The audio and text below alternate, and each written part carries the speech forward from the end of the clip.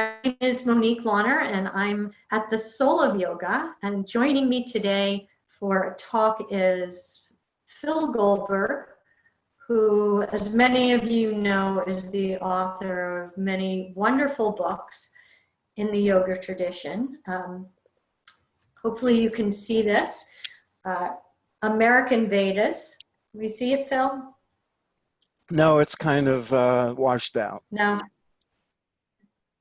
All right. But well, the title is American Veda, and it is From Emerson to the Beatles to Yoga and Meditation, How Indian Spirituality Changed the West. Wonderful book. If you're a yogi, definitely one for your reading list in all this time when we have all this reading time in front of us. yeah. And then, of course, right, The Life of Yogananda. The story of the yogi who became the first modern guru. And here in Encinitas, we are all really familiar with our beloved Yogananda. Wonderful, wonderful book. If you have not read it yet, highly recommend it. And then Phil's new book about to come out is called, so apropos these days, Spiritual Practice for Crazy Times. Powerful Tools to Cultivate Calm, Clarity, and Courage. And I happen to love Amazon's subtitle for this. They say it's a practical guide to surviving and thriving in a world gone mad.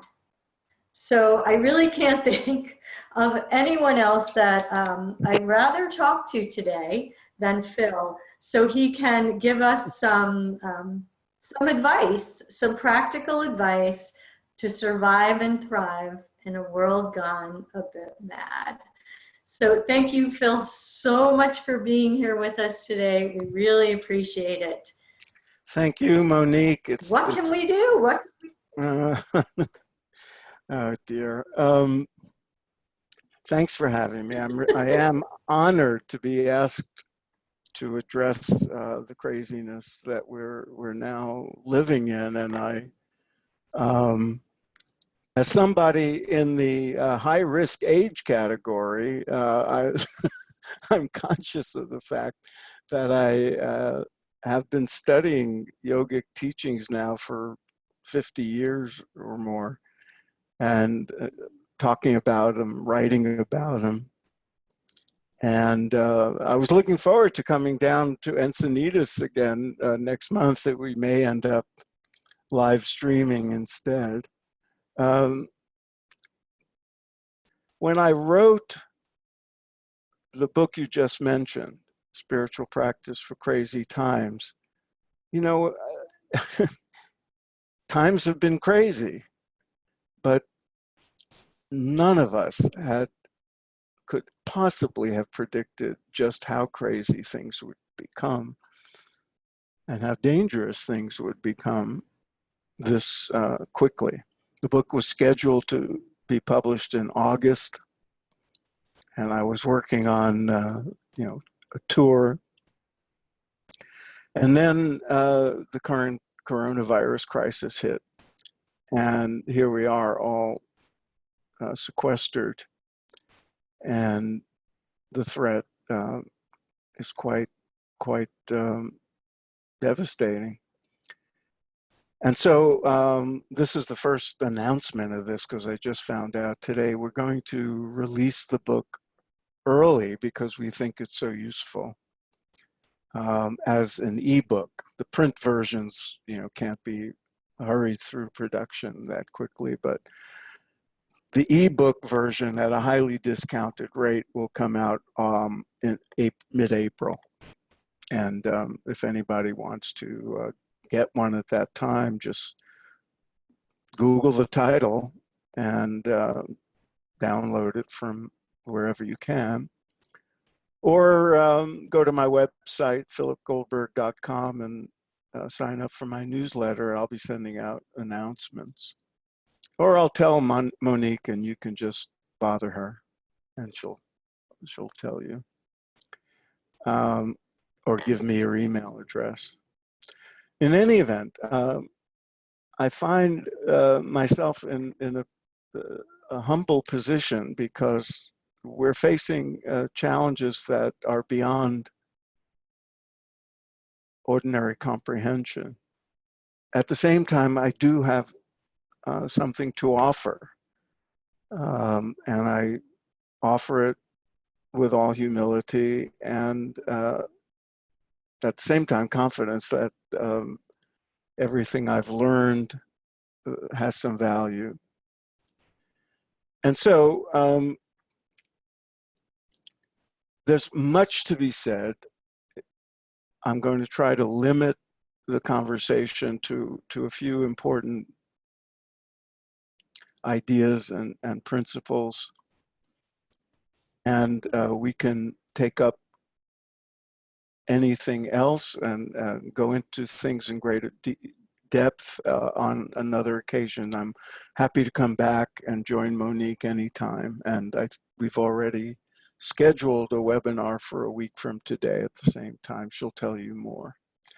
One of the things that keeps coming up for me, as it has throughout all these decades that I've been a spiritual practitioner and a meditation teacher and an author and a speaker and all the other things I've done, is the importance of balance. And it never seemed more important than it does at this moment. The Upanishads have called the spiritual path a razor's edge. The implication being you have to tread very carefully on the spiritual path because it's easy to get distracted, detoured, and get into messes, in the zealousness of trying to advance spiritually. But to me, the image of walking a razor's edge, or as some of the Western mystics have put it, a narrow ridge, is you need to be balanced. Because if you go too far, lean too far in either direction, you fall off the path, you get into trouble. And so balance is needed. There's even a passage in the Bhagavad Gita in which Krishna tells Arjuna, this yoga is not for someone who sleeps too much or too little, who eats too much or too little, and so forth. It's a balance in all these things, which is why Buddha eventually, after being following a path of tremendous austerity and earlier living the luxurious life of a prince, called his path, the path he ultimately came to, the middle way. So we need balance. Ordinarily, when I speak about this, like when I do a Gita workshop at Soul of Yoga, I talk about balance as an aspect of the yogi's lifestyle, which even comes down to don't do too little yoga, don't do too much yoga, don't meditate too much, don't meditate too little. It's the Goldilocks view of life. Not too hot, not too cold. But now there's other ways that we need to balance ourselves as we address the current situation. And as yogis, you're used to conceptually to understanding the importance of balance. You do balance poses, you do standing poses. And I'm sure the importance of balance in life has come up in your lives many times. Now we have other ways that we need to be balanced. The situation that we're all facing as a civilization, as a planet, and as people who are part of communities is really serious. People are dying.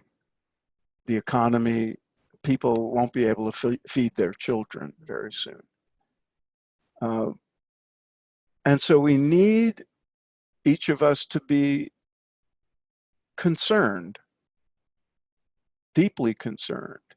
At the same time, we can't let that concern slip into excessive worry or fear, because that would be counterproductive.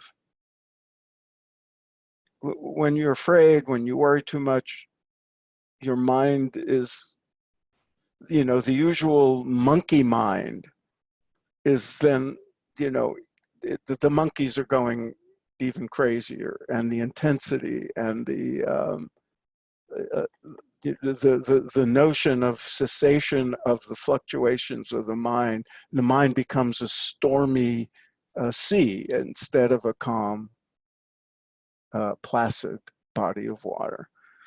And so we need to balance legitimate and important concern with not slipping into fear, because then it clouds our judgment. We make bad decisions, and we put our nervous systems into agitated places that actually lower our immune system, and we cannot afford to lower our immune systems at this time. We need to be doing exactly the opposite. And the other piece of that is we all need to be informed citizens at this time. Um, I think that's important most times, that we not forget that while we're yogis, we're also human beings living in a world. Um, but now we do have to keep up with the news and know what's going on, if not for ourselves, then for the people we love. And at the same time, we can't become obsessed with this. I actually begin my new book uh, talking about a cartoon from the New Yorker, where somebody is saying, and I'm paraphrasing now because I can't remember it exactly. My life at the moment is conflicted between trying to be well informed and trying to stay sane. And that's something, if we keep up with the news, that all of us fight with. And now, today, even more than when the cartoon appeared, that's even more the case. It's very easy to look at the news and get totally depressed or worried or anxious. So, but we need to. But we need to protect ourselves at the same time. So we need to ration, our media exposure and the obsessive social media communication, and take the opportunity that we're now, the strange paradox of it all is this enforced isolation, this uh, social distancing, um, in fact, affords us the opportunity for personal retreat, for solitude, for refuge, for the healing that comes from tuning out the world. The world is even more quiet now. My brother's in New York City, which is usually clamorous, and the streets are quiet. And so, as we're all in our little caves, we can take this opportunity to deepen our yoga, deepen our uh, refuge, commit to more time to our spiritual practice. At the same time, we cannot become so totally tuned out that we're not aware of what's going on. It's also another balancing point, is balancing optimism with realism. There's many ways to interpret what's going on, and there's many outcomes we can project for the coming months. Someday this will be over. That in itself is a good perspective. this too shall pass. Or in, in the Vedic and Buddhist traditions, everything is impermanent. And so this situation too is permanent, is impermanent. It will pass. What will come later, we can only project. And, in spiritual circles, there's all kinds of interpretations about what's going on. People in the Western traditions talk about this being all God's will and it's God's plan. Well, maybe if that makes sense to you and if it brings you comfort, it's a big picture view to fall back on and to frame the present situation. Yogis might think about karma. Somehow this, in some mysterious ways, is our civilizational karma. And maybe there's some bigger plan by some higher intelligence and it all will be fine. And that's great to think about. But I would caution against getting committed to any particular view about that because it's really beyond our comprehension. And any committed point of view we could come up with is really a leap of faith, which I'm not against, but we should not think of it as fact or something given. There's a mystery going beyond all that, behind all this. If we look bigger than just the medical facts and the economic facts and everything else, there's some mystery, some mysterious process that's beyond our understanding. And I personally have come to feel that being okay with uncertainty and okay with living in the mystery and okay with dealing with all the apparent contradiction and paradox is part of the challenge of being a yogi. In the Gita, it talks about the yogi having equanimity in pleasure and pain, victory and defeat, gain and loss. And that, to me, part of that equanimity is not trying to find answers where there are no answers, to be okay living in the mystery of it all. And to cultivate that okayness is part of being a well-balanced yogi. At the same time, there's no reason we can't be optimistic that something good may in the end come of it after, even if there's tremendous damage and death and destruction along the way. And people have predicted that and prophesied that. We can't really know. And I would say nothing's, there's nothing etched in stone about any of this. It could very well be that whatever cosmic plan there is requires us to do the right thing. Maybe good will come of it, but maybe only if we, as a collective species and as individuals, do our best to make sure that good come of it. I mean, right now, you may have seen these photographs from space of how clean the air and water is at the moment because this, the economy is shut down and no one's driving and the industries are not polluting. There are fish in the Venice canals, of all things. They haven't been seen in years. Maybe people will awaken to what's really important in life, and the greed and materialism that is so destructive will be reduced or ceased. Maybe people will come to see that how deeply interconnected we really are and how dependent we really are as a planet on one another, because the evidence is right before us.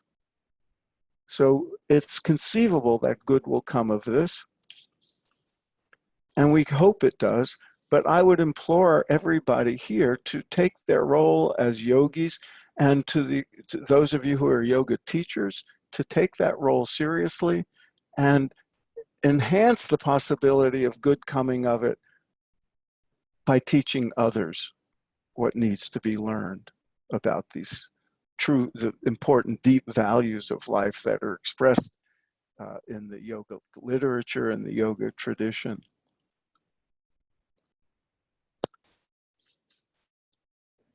So, having said that, this is, let's come back to the opportunity that we have right now. Those of us who are lucky enough to be able to face this challenge at the moment and the enforced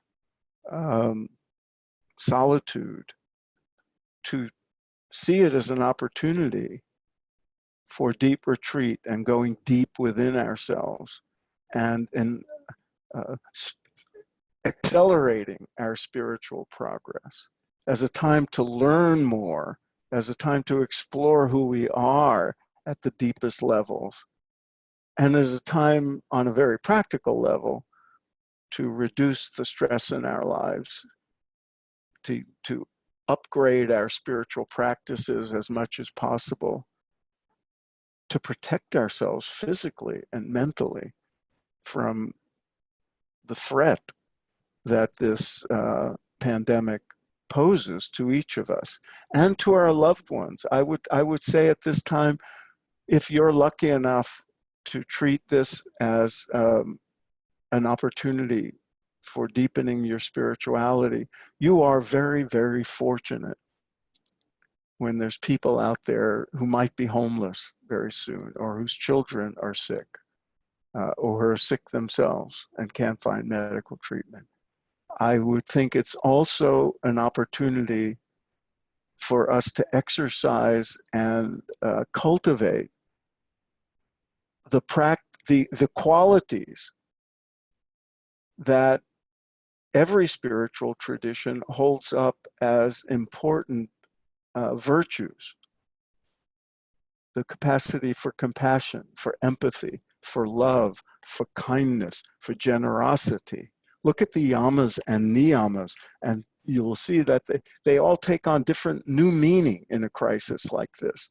And we can cultivate those, and we can exercise those muscles by reaching out to people in our community and our families, even if it's just nothing more than a Zoom call with your family that's far away, or to some older person who may be alone, or to let your neighbor know that you can help if they need help, or for shopping or whatever.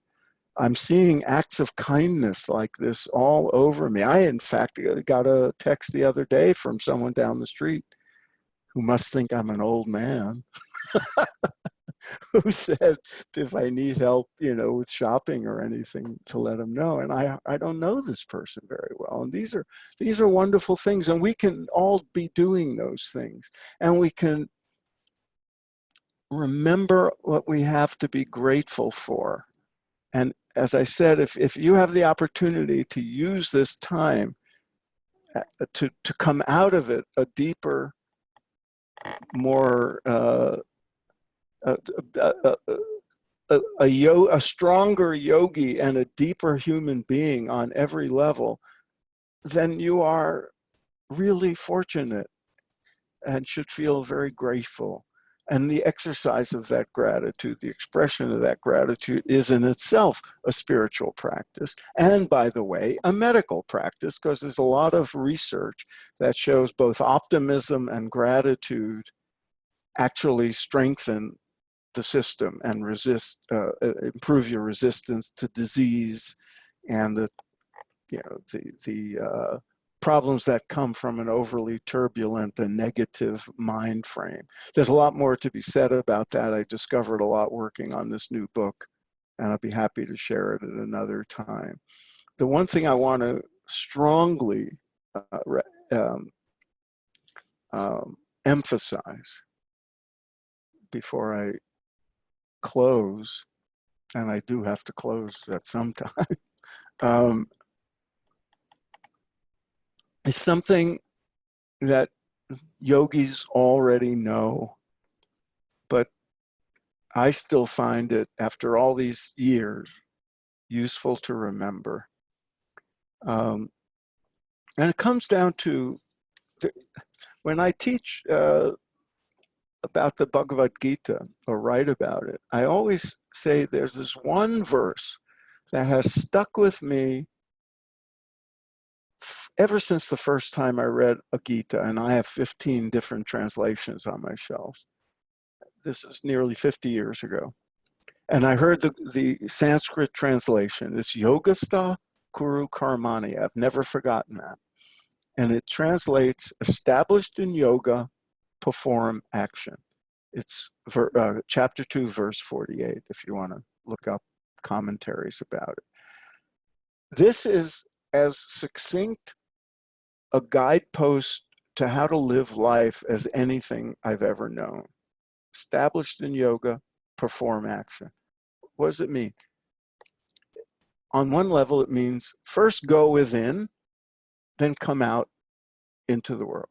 Inward stroke, outward stroke. It's as simple as that, but they're both necessary.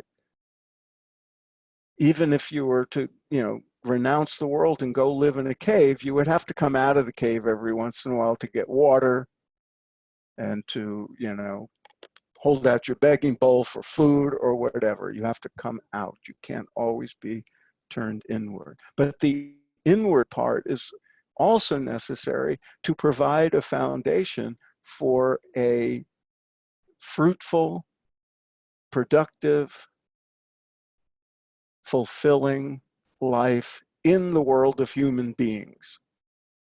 You go in as a yogi and you establish yourself in yoga, established in yoga.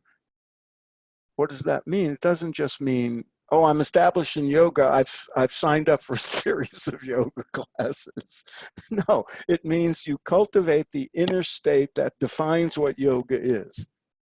Yoga is the cessation of the fluctuations of the mind. You may know it by different translations, but it essentially means bring your mind to stillness, to the inner silence that is your birthright, to the state of yoga that is defined as unity, the unity, the unified consciousness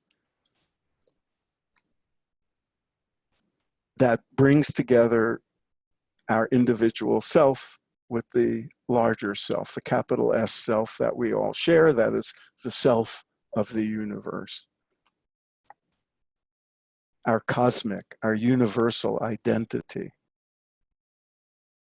That state of unity, that is the definition of yoga. This chapter, this verse is telling you, do yoga to achieve the state of yoga, of union. And then perform your action, because you now have a platform that will make you more effective and will give you the equanimity we talked about before. Not immediately, over time, more of it, more of it. Every once in a while, after all these years of practice, I say, oh, Jesus, where the hell is that equanimity I've been, searching for? I just got all crazy because my wife irritated me, or, I happened to watch a news conference with the wrong person speaking. And I get agitated. But then I notice, oh, you know what? You recover a lot more quickly than you would have 10 years ago, and certainly a lot more quickly than you would have 40 years ago. So the gains of yoga are cumulative, and we need to cultivate that through practice. We have within us an inner sanctuary. That's become a theme, having written this book, which is aimed at ordinary people, not just experienced yogis. So they need to know they have this sanctuary within them, that there's inner peace within them. There's equanimity to be gained by turning within. And that's also something we need to remind ourselves. We can get very busy and think, I'm too upset, I'm too busy, I have too much responsibility to do my spiritual practice. I'll have to cut back on my yoga or whatever. No, it's when you're busy, it's when you're flustered, it's when you're agitated that you need this more than ever, because you will then be more effective and you'll be more protected from the ravages of life as we know it. So I would encourage everybody, just as I encourage, my family and my friends, to deepen your spiritual practice. Do it a little longer if you can. Try new methods, whatever you can to enrich and enlarge and this, most of all, deepen your daily sadhana.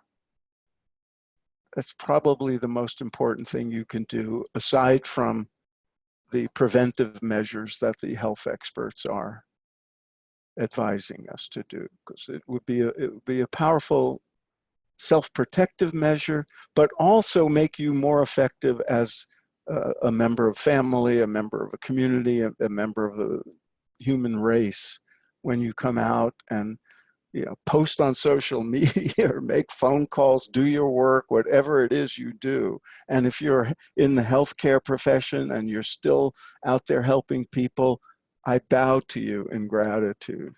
But even if you're just holding up, like many of us are, you're in touch with other people, you're sending out vibes. All your actions count at this time. And the more you turn within and find that peace that we all have within us and bring it out into your actions, the greater your contribution to the rest of us will be. And the last thing I want to say about that is, and it's just something I have to say whenever I talk to a yoga community.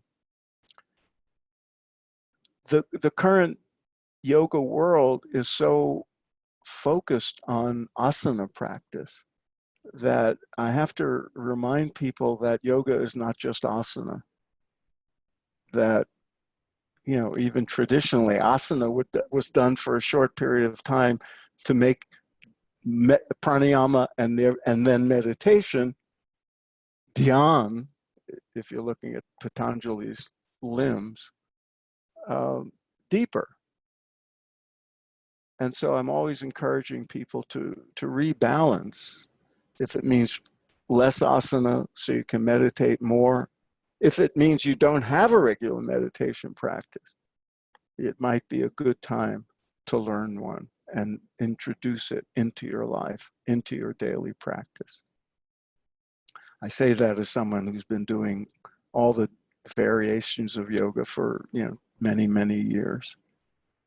You don't want to neglect the meditation part, and as I tell people who are really into meditation, you don't want to ignore the asana and pranayama part either. We need balance in our practices as well as in our lives. Last thing I will say before I say namaste is one of the things I learned about, one of the things I included in this new book is a suggestion that came from a friend of mine, which is when you're out and about, even as you're keeping this 6-foot distance and holding people at a distance, since you can't touch and you can't hug and you can't shake hands, namaste has taken on medical meaning as well as deep spiritual meaning. But whether you say the word, whether you actually make the gesture when you're out and about with seeing strangers, you can think it. You can have that attitude and hold what namaste really means, seeing the divine in everybody. And just the thought will change your facial expression, and maybe just bring a little extra healing to the world that you're out and about in. I almost knocked over my computer. Monique, I'll turn it over to you. Thanks for the opportunity to blabber to your audience. I take it as a great honor. I'll see you next time. Take it away. Thank you, Phil. Great honor for us to have you with us today. That was so helpful for me to talk about balance and the great mystery and, you know, to establish oneself in their yoga before going out in the world. Boy, does the world need that. So thank you, thank you, thank you. And we're gonna speak to Phil again, this time as a webinar. So the community will be able to share comments and questions for Phil, and that will be next Monday, March 30th at 2:30 Pacific time. We'll also record that so you'll be able to watch it later on. Phil is also going to be giving a day-long lecture on lessons from the Bhagavad Gita, how to live a fulfilling life. So a lot more wisdom from Phil on that day. And as we send out this email, we'll post that information in the text of the email. So take a look at that. I would also suggest, if you want to, look at my website, and if anything on there is of, sparks a question or anything, bring it with you to the webinar. Wonderful. That's philipgoldberg.com, and we will list that also. Yeah, and also let me add this, and I'm saying this as a public service in a sense, because there's no money or anything in it for us, but I co-host a podcast called Spirit Matters, and it's at spiritmatterstalk.com. There's now well over 200 interviews on there with not just well-known yogis, but spiritual teachers and leaders of all kinds. So now that you have time on your hands, you might want to peruse the archive and find some nourishment there. Thank you. Yeah, I've been on a steady diet of spiritual podcasts now. For several days, it's getting me through. Good. So thank you, and thank you for mentioning that. I had meant to mention that. And don't forget to order Phil Goldberg's book.